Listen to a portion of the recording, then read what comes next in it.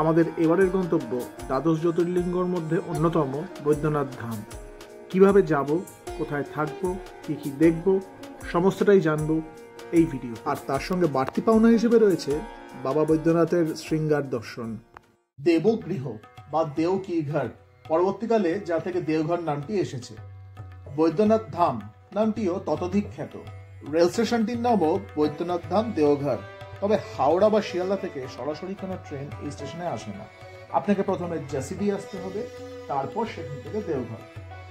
Jasidih junction থেকে যেরকম আপনি ট্রেন পাল্টে বৈদ্যনাথ ধাম যেতে পারবেন, সেরকমই অজস্র বাস, ট্রেকার, অটো যাচ্ছে জাসিডি স্টেশন থেকে দেওঘরে। দেওঘরের ক্লক টাওয়ারের আশেপাশে রয়েছে অজস্র ধর্মশালা ও হোটেল। এছাড়াও খাবার দোকান, পূজা সামগ্রীর দোকান, অন্যান্য জিনিসপত্র কেনাকাটার দোকান, সমস্ত কিছু মূল মার্কেটটা এই অঞ্চলকে ঘিরেই তৈরি হয়েছে। ক্লক টাওয়ার থেকে মূল মন্দির হাঁটা পথের দূরত্ব, যাওয়ার পথে প্যারাগলি চোখে পড়বে। দেওঘরের লাল প্যারা জগৎ বিখ্যাত। প্যারার দোকানগুলোর নামে একটা অদ্ভুত সামঞ্জস্যতা লক্ষণীয়। প্রায় সব দোকানের মালিকেরই পদবী শাহ বলে দেখা যায়। লাল প্যারার পাশাপাশি দেওঘরের রসগোল্লা ও তিলকুটেরও যথেষ্ট সুনাম আছে। হিন্দু মত অনুযায়ী দ্বাদশ জ্যোতির্লিঙ্গের মধ্যে অন্যতম হল বৈদ্যনাথ। সর্বব্যাধিহর স্বয়ং বৈদ্যনাথ এই বৈদ্যনাথ ধামে বিরাজ করেন বলে ভক্তদের বিশ্বাস। 72 ফুট এই উঁচু মন্দিরটি নির্মাণ করেন রাজা পুরনমল। 9টি অনাদি শিব মন্দির ছড়িয়ে ছিটিয়ে রয়েছে মন্দির চত্বরে। শিবের এই রূপগুলো হল বৈদ্যনাথ, সিদ্ধিনাথ, কেদারনাথ, ইন্দ্রেশ্বর, গণপতেশ্বর, কাশীর বিশ্বেশ্বর, রাবণেশ্বর, ভূতেশ্বর ও মহাকাল। মা দুর্গা ও অন্নপূর্ণা সহ আরো অন্যান্য দেবদেবীর মন্দিরও রয়েছে এই স্থানে। 51 পীঠের এক পীঠও এই বৈদ্যনাথ ধাম। সতীর হৃদয় পড়ে এইখানে।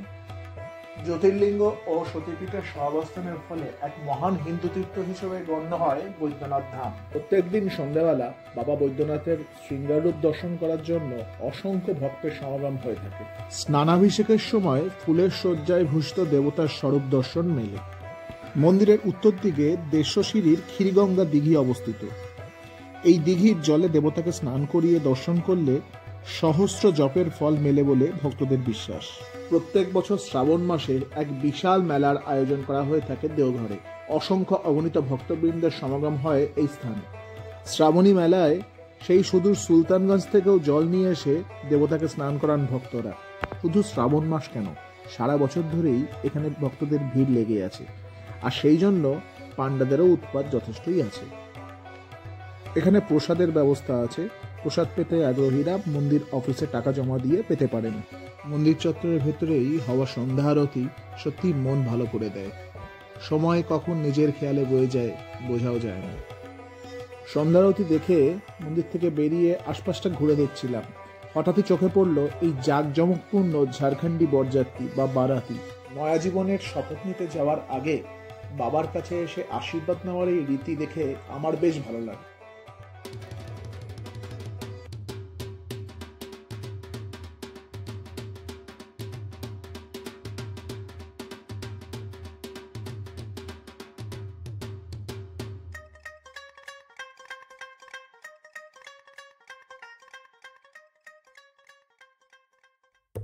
এরপর টাওয়ার চকের কাছে ডিনার সেরে হোটেলে ফিরে এলাম। পরদিন সকালবেলা টাওয়ার চক থেকে অটো নিয়ে বেরিয়ে পড়লাম সৎসঙ্গ নগরের উদ্দেশ্যে।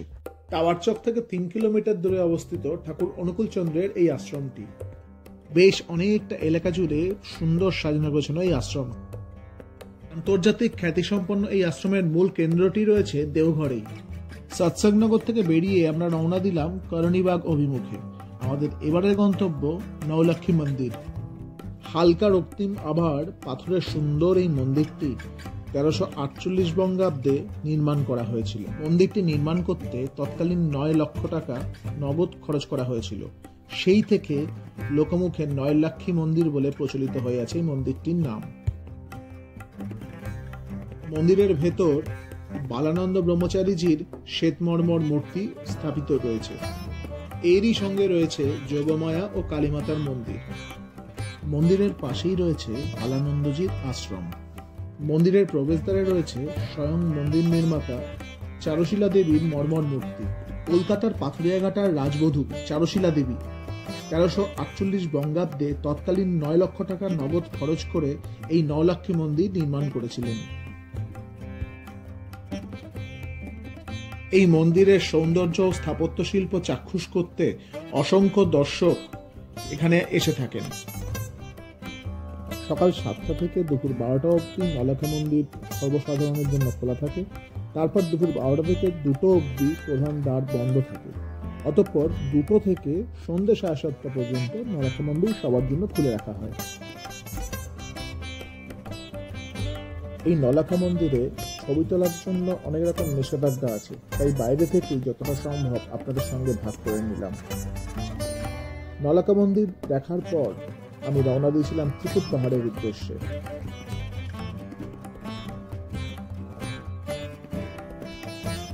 ত্রিকুট পাহাড়ের ভিডিও লিংক দেওয়া রইল ডেসক্রিপশন বক্স ও আই বাটনে।